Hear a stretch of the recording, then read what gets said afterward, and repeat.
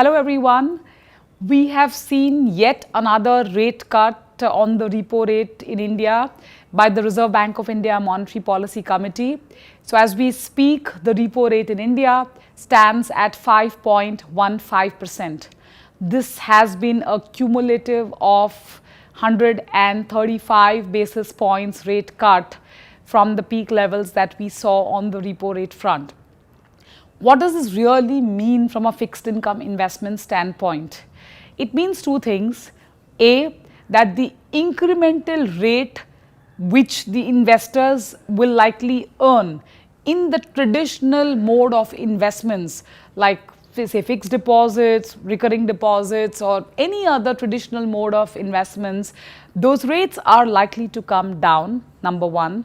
Number two, it also means that if you are invested in any fixed income mutual fund, the chances of accruing capital gains apart from earning the accruals on the portfolio through the YTMs or the yield to maturities, the potential for increasing this capital gain also increases. When you invest in fixed income, there are a plethora of strategies, but it's very important for you to understand your risk appetite and then accordingly take a positioning. As a case in point, assume you are an investor who parks your surpluses only in say savings account. Is there a fixed income strategy to suit your requirement? The answer is yes. What kind of strategies can you look at specifically if you believe that you want to be only say in a savings account of any bank?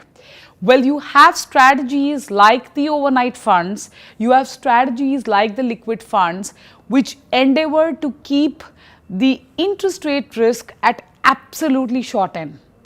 Overnight funds park monies only in one-day instruments. Yes, you heard it right, just one-day instruments, which means it has the lowest interest rate risk. Likewise, if you go one step further, liquid funds, they park money or they make investments only in very short-term instruments capped at 90 days, which means the volatility is on account of interest rate is very, very minimal. Will you have to bear the credit risk? The answer is yes. But it is reasonable to say that this category of funds usually invest in high grade assets, thereby minimizing the intensity of not only interest rate risk, but to a large extent also the credit risk. Last but not the least, the liquidity factor available for these category funds are an overnight liquidity, which means if you put in a redemption request today, you actually get in your funds in the account by the next day. So it is clearly visible and evident that if you want to branch out or diversify from the traditional mode of investments, you do have fixed income as a very potent alternative. A very, very important thing to bear in mind is no fixed income mutual fund or scheme can assure or guarantee returns. It is clearly a function of interest rate movements. It is clearly a function of the underlying that the portfolio invests, which would give you an impression or a likelihood of the future returns, and therefore it is imperative for you to understand that past performance is absolutely no indication of the future, but it can clearly give you a very strong diversification option, especially if you have loads of lazy money and you can put it to work through these options.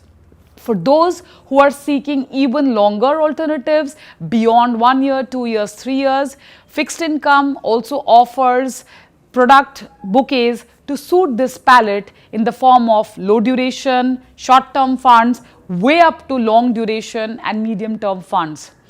Bottom line, to conclude, it is important for you to understand that there is an effective diversifier available. It is important for you to engage with your financial advisor before you undertake an investment decision. Happy investing. Thank you. Mutual fund investments are subject to market risks. Read all scheme-related documents carefully.